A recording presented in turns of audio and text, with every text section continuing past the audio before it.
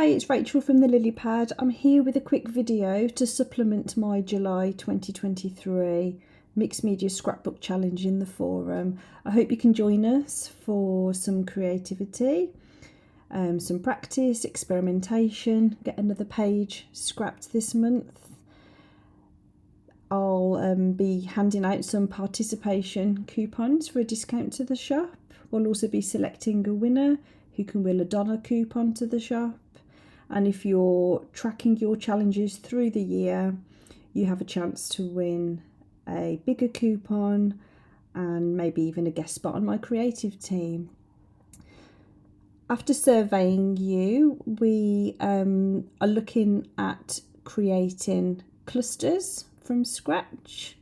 You wanted some tips on how to combine stamps and paints with dimensional elements, and also you wanted us to work on creating ephemera clusters. So that's what we're looking at today. In the forum, in the challenge, we have discussed how stamps and paint can help you to finish a page, how they help the eye to wander and create flow, assist in creating shape and extending lines, filling in empty space and adding lots of texture. It's one of my favourite things to do. We talked about using a variety of different stamps, and I'll show you that in a moment. And with our ephemera clusters, we talked about carefully selecting pieces so that they don't detract from your photo or your main focal point. How they, just like the stamps, can create shape and movements. And also, similarly with variety, how they can add contrast by using different types of ephemera or bits of paper to create texture and interest. What I've done here, I've actually hidden my paper stacks and my stamps and whatnot and all of my dimensional clustering, just so I can show you what a powerful difference it makes to the page. So this is just my photo at the moment, with a flower, a leaf and some strings and a little bit of word art, a journal strip. So if I show you my stacking layers, so what I have done is at the back I've got taller pieces, and progressively I'm bringing things down. I actually didn't decide to create a diagonal flow when I first started scrapbooking this page. It's just how it turned out. You know how that is. You maybe you start off with a plan, or maybe you don't start off with a plan, and my muse just goes off in a direction of its own. So as I started layering, I made it kind of progressively flow in a diagonal way, so the paper can help there to create, already to start helping me with that composition.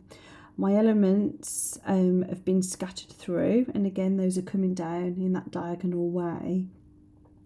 I mean, that page is pretty as is, isn't it? But the stamps, if I just compact that a little bit so I can show you, if I start switching those on, and I'll show you how I've added texture and helped the composition. So we've got some splatters coming in here, and then some more bolder marks extending out this design to the right hand side of the page. Some horizontal lines, so that's a different kind of movement.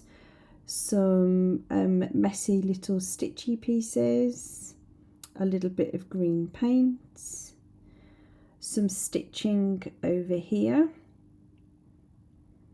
which kind of, I don't know, it just seems to connect the whole area. And then I've got a little strip of white paint here with my main kind of title, "You're Getting So Tall." I've got my date stamp, some other stamped word art, another splatter, and then to finish off my page I've got this scribble that goes through vertically, and again that accentuates this diagonal flow here that's going on. So yeah, so as I said, maybe focus on variety. So we've got circles here, I've got stripes on my paper, I've got these bold crosses, I've got messy text, I've got text fragments here, I've got lines, I've got overspill spatters, and I've kind of tried to place everything so I have this diagonal flow. You don't have to work with a diagonal. I'm just showing you an example here of how you can use stamps to draw out lines, to fill space, to kind of create a haphazard look. Somebody did ask me once how you can create a page and just kind of make it look like everything is randomly placed. I think it just comes with practice, but by having, I think, these little marks filling gaps, hanging out, poking out the sides, and if you place them in such a way that it follows the natural composition that you were building anyway, and then with the threads and the stitches, I like to have these trailing bits of threads poking out, because I think that it just, again, it's extra texture. I just love it. I love being messy.